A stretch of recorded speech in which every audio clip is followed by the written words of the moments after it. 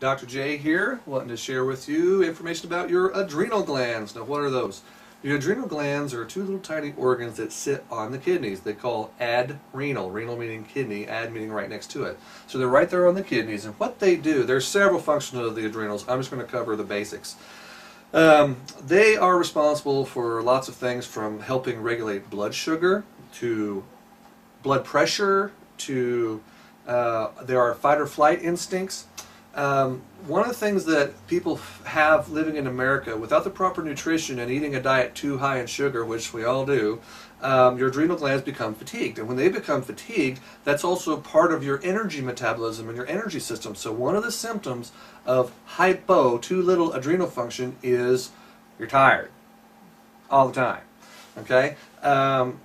One of the other symptoms is when people go from sitting to standing or laying to standing, your adrenal glands are supposed to create enough adrenaline, okay, in order to keep your blood pressure up. Because when you go from laying to standing or sitting to standing, you're changing positions, and gravitationally, your body has to increase the blood pressure in order to keep the blood up in your brain. And if there's weak adrenals, it can't respond quick enough, and what happens is the blood literally starts to draining from your brain. Your blood pressure goes down, and you're not getting enough oxygen up there and tissue perfusion, so you get dizzy, you get vertigo. We've had lots of people with this, and guess what we give them? Adrenal support.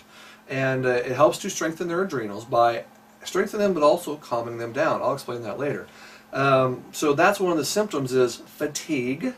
Also vertigo, people that get dizzy upon movement, and they're just also tired all the time. Now, one of my favorite things with the adrenals is what's called cortisol. Now, cortisol is, the brain tells the adrenal glands in relation to when you have too little blood sugar to make cortisol. What cortisol does is it is what's called a corticosteroid, and it literally releases sugar from your sugar stores, okay, in your glycogen stores. Now, when the cortisol levels come back up, then you got enough sugar in the system and life's good. Because cortisol is a fight or flight hormone, because when the tiger is getting ready to eat you, you need lots of blood sugar for your heart and your skeletal muscles so you can run and think. So when your blood sugar dips too low, your body produces cortisol. Now here's the irony of this.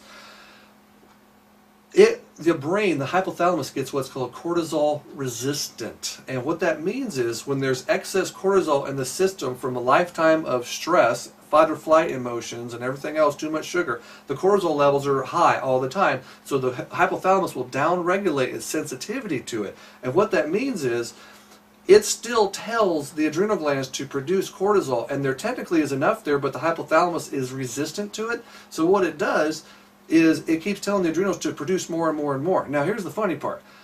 Cortisol releases blood sugar, your sugar stores from glycogen, into the blood so you can have sugar levels. But unless you're exercising or really burning it off, which most of us aren't, we're just in a state of stress most of the time, too much sugar in the blood's not good, so your body takes it, releases insulin, and then stores it via, it puts it down to convert it to triglycerides to then be stored in the fat. So let me make this, try and make it simple.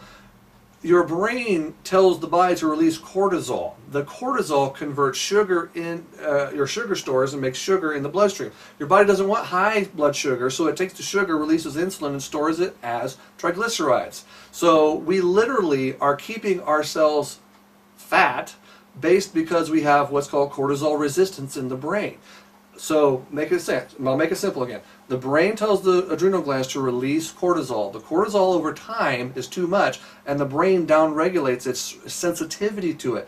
But it tells the adrenal glands to release more and more, and there's plenty there, but the brain doesn't know there's plenty there. So when the body's cortisol levels are too high, you're releasing all your sugar stores. Your sugar can't be too high, so it has to convert it to triglycerides and store it as fat. Okay, so we literally are keeping ourselves fat from our own sugar stores. So we give people nutrition. It's called Adrenal Complex from MediHerb that helps to break that cycle. It actually converts cortisone to cortisol levels to get enough levels truly up to where your brain is like, okay, I got enough. Now, cortisol, when they talk about men and their aggression, okay, aggression they've translated into testosterone. Actually, testosterone is a male sexual hormone that makes a man, but it's not an aggressive hormone, okay? When you think of an aggressive man that's mean and rage, that's not testosterone. Testosterone actually helps us to be calm, cool, and collected and okay with the world. Cortisol makes a man rage, and that's our aggressive and our anxiety and everything else.